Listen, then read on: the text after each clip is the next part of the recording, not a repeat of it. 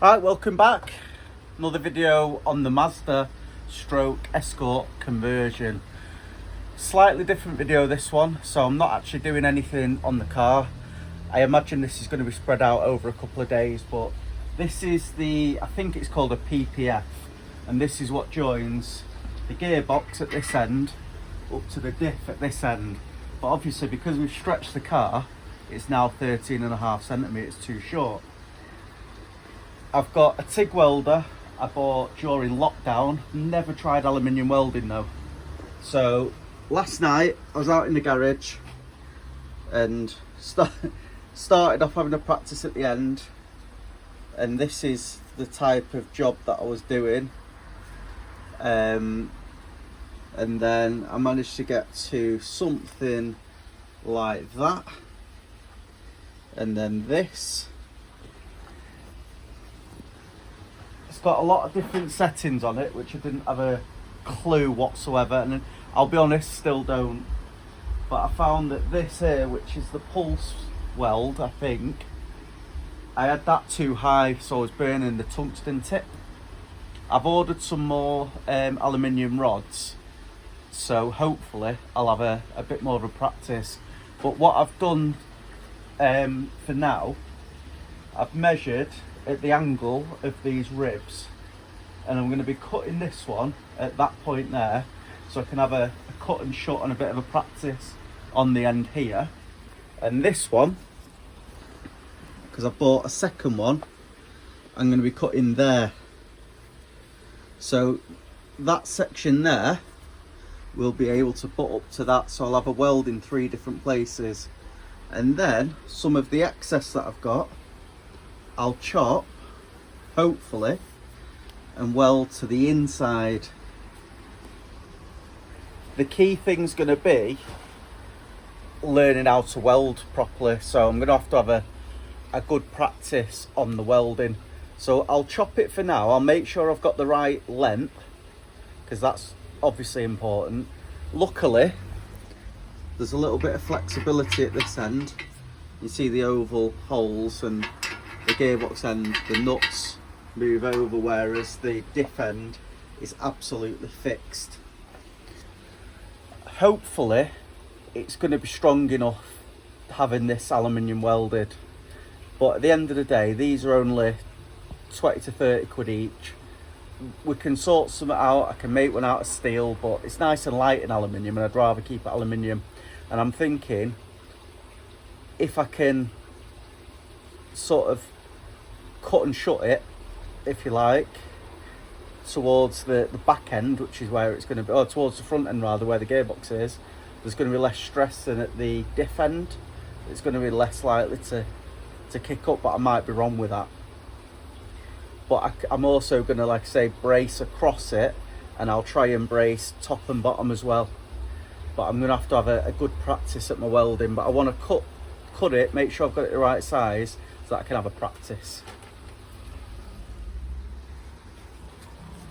Alright, here's where we're at. So I've chopped that there, got it mounted in the vise.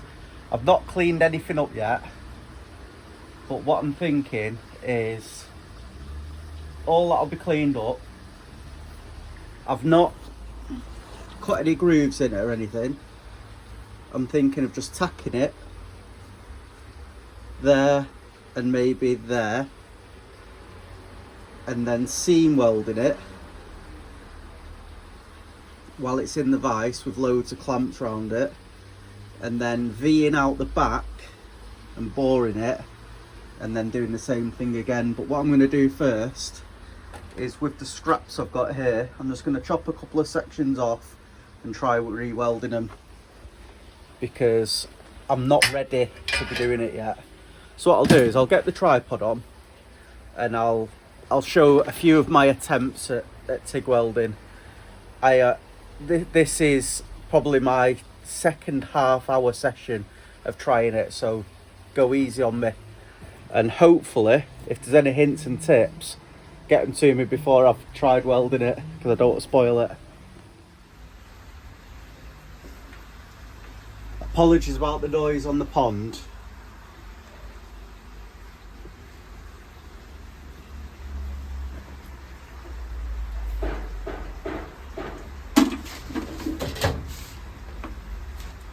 So it's argon filled, the tank. I've got the right tungsten in, though it is a little bit dirty, but we'll try it as it is. Got some half decent gloves. Now if we turn it on, because it's so thick, the material, I'm going to have the welding and the start. So I'm going to have it on 213 amps. The post time I'll turn up a little bit, because apparently I've been reading up, that's what cleans the tungsten. It's in AC, it's in TIG. I don't know what these are, it didn't come with any instructions, and it's on plus on the ground. So I'll leave that in the corner, though I am going to block it, and we'll try and do a couple of little blobs. Hopefully, if I've got some rods.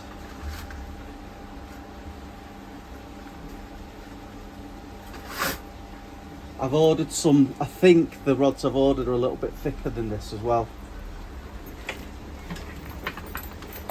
It's going to put a heat-proof mat under what I'm doing, so I can rest my bits on it.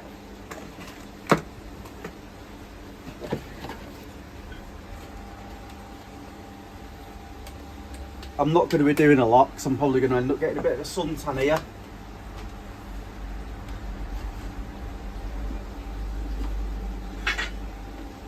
I have got a variable controlled foot pedal, or foot pedal rather. So let's just hit it a few times. I've cleaned all this with brake cleaner, and obviously I've linished it back.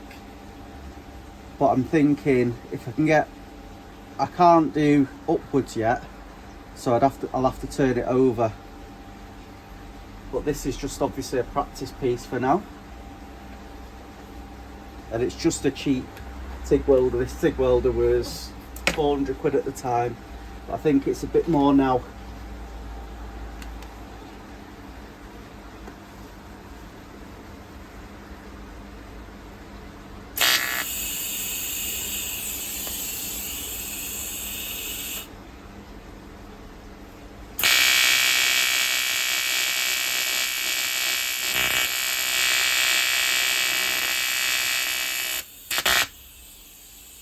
Yeah, that didn't go right.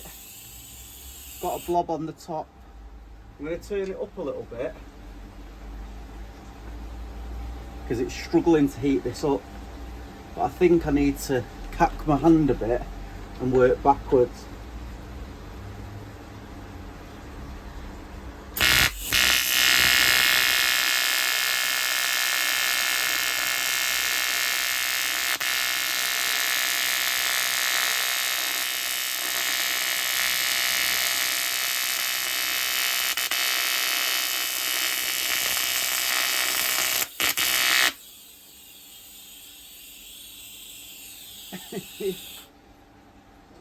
Not very good, really. Turn it down a little bit, see if that makes a difference.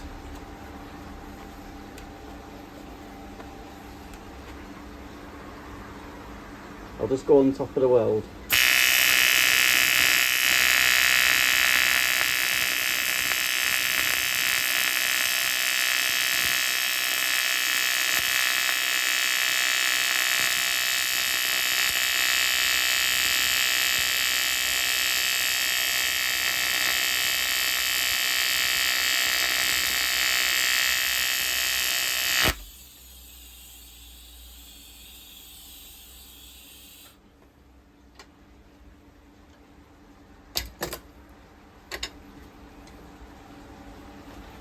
Let me just clean that up.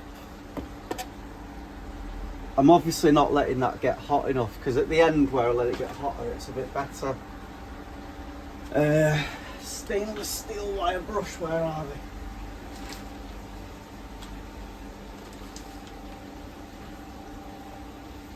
Ah.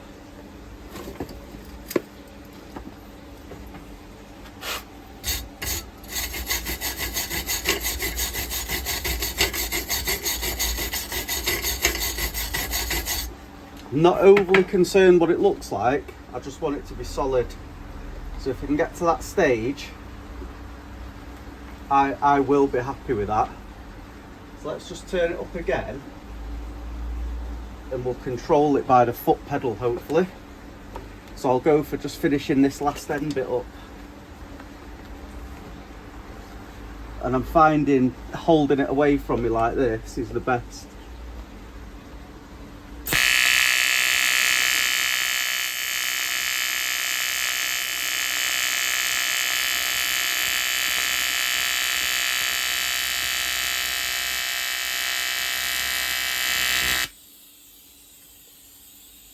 Probably too much heat there because we've actually melted the metal, so I'll not hold the foot pedal down as much, and what we'll do is we'll just build it up a little bit.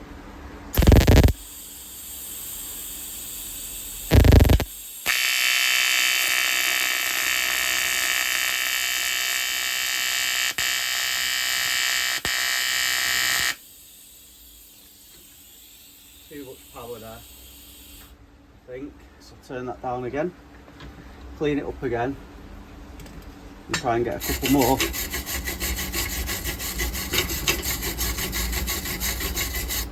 Couple more blobs on it. Like I said, we're not after pretty.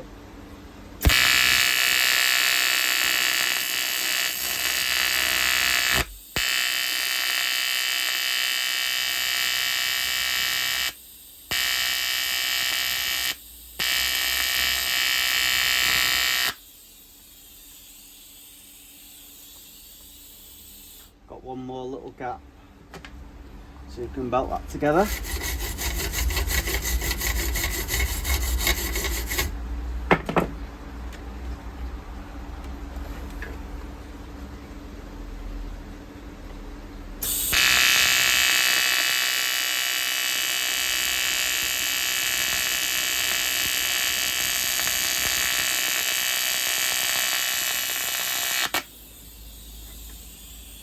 So I managed to get it melted together.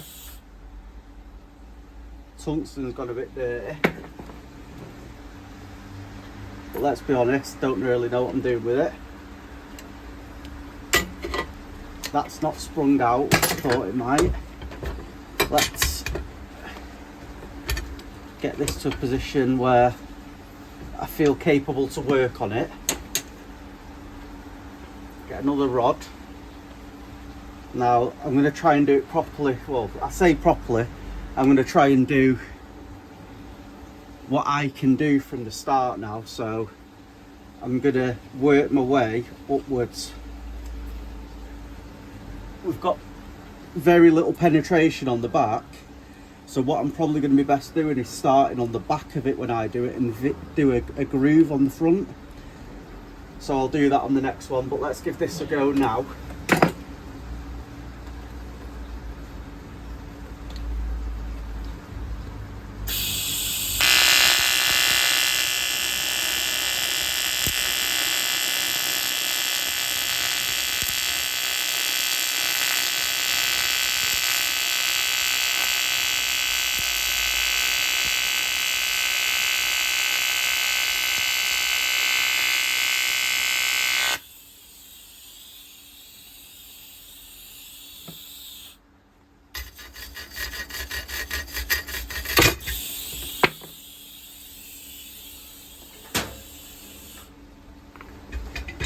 Getting better. Let's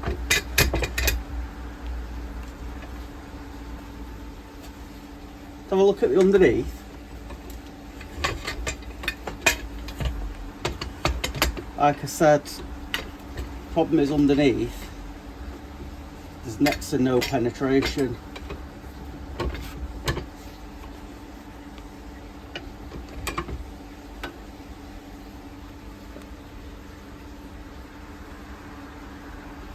So I'm not sure whether that's because I'm not getting it hot enough.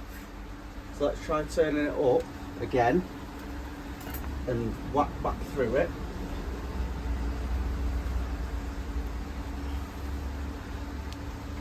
Let's see. I'll try and go top to bottom on this bit. Or bottom to top. No, that won't work.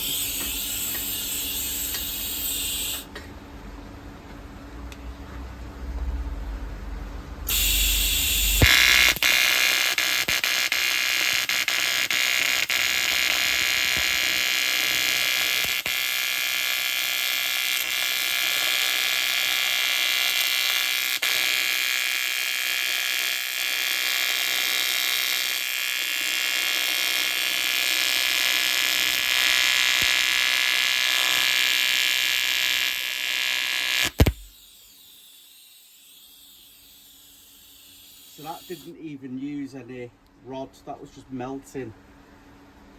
So I think that's down to the tungsten though. Let's try it on the top.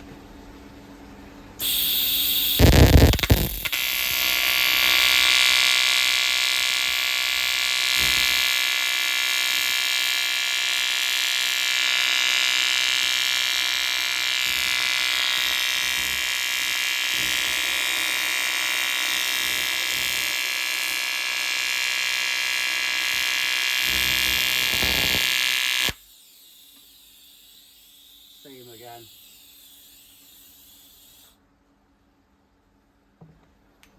So I'm struggling where I can't get to, but that's looking like a weld. So what I'll do,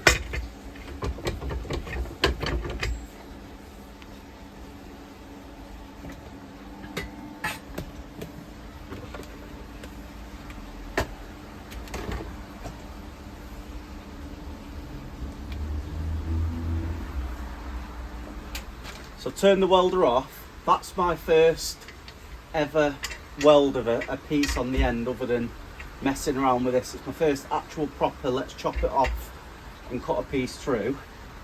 So let's give it a knock with a rubber mallet and see what happens.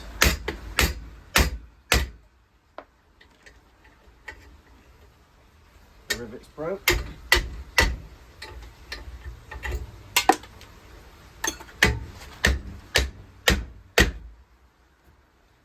Tighten up a bit.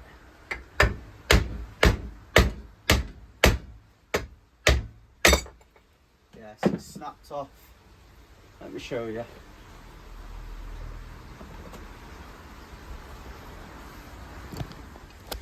Right, so we snapped off there, so that is 100% not a strong enough weld. We had good penetration there, but the rest of it was very poor.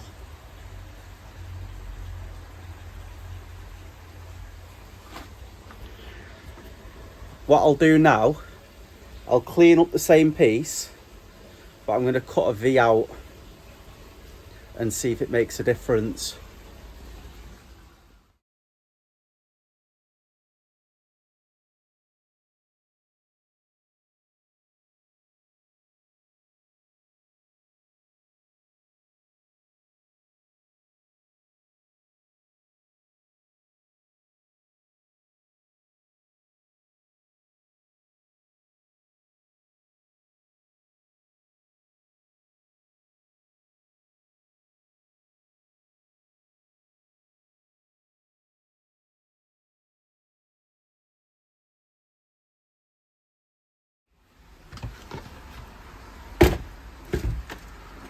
Right, so for total transparency, I didn't clean it up properly. I just feed out one side and mix the welding on the other side really. But we'll give it another test. It looks like it's going to snap again.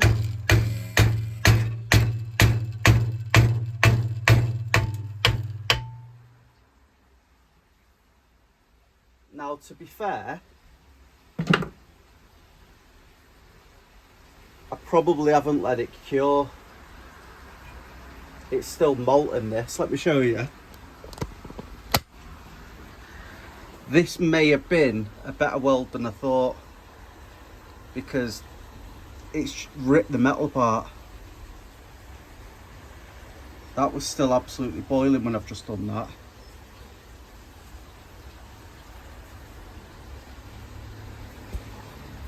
From what I understand, it can take a while for aluminium to cool down naturally. So I feel like I've got a pretty solid weld there. I'll do another one similar and I'll V it both sides. I don't know if I've got enough rods. Yeah, I think I have. I'll do another one similar and I'll leave it overnight and then give it a bit of a stress test. So, as I say, it's literally ripped the weld in half. It's not got a shine to it, which I think it should have. That one I did yesterday has, but this was like a second going over. So obviously I still need to play around with it, but I think we're getting closer.